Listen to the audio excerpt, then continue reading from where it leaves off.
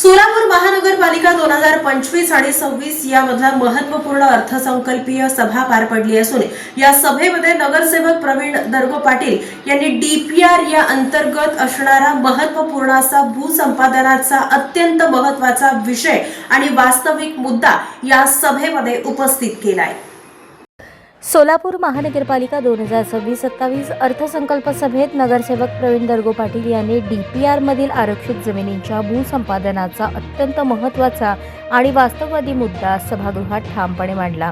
शहरातील शेकडो जागा आरक्षित दाखवण्यात आल्या असताना भूसंपादनासाठी केवळ 25 लाख रुपयांची तरतूद करण्यात आली आहे। एवढ्या अल्पनिधीत कोणतीच आरक्षित जमीन भूसंपादन होणे शक्य नाही हे स्पष्ट वास्तव त्यांनी अधोरेखित केले।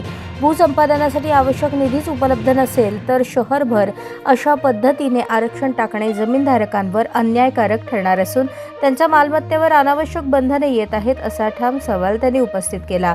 डीपीआर मधील आरक्षण ही केवळ कागदावर मर्यादित न राहता प्रत्यक्ष उतरवली पाहिजेत, यासाठी प्रशासनाने वास्तववादी आणि ठोस आर्थिक तरतूद करणे आवश्यक आहे असे सांगत त्यांनी सभागृहाचे लक्ष या गंभीर विषयाकडे वेधले।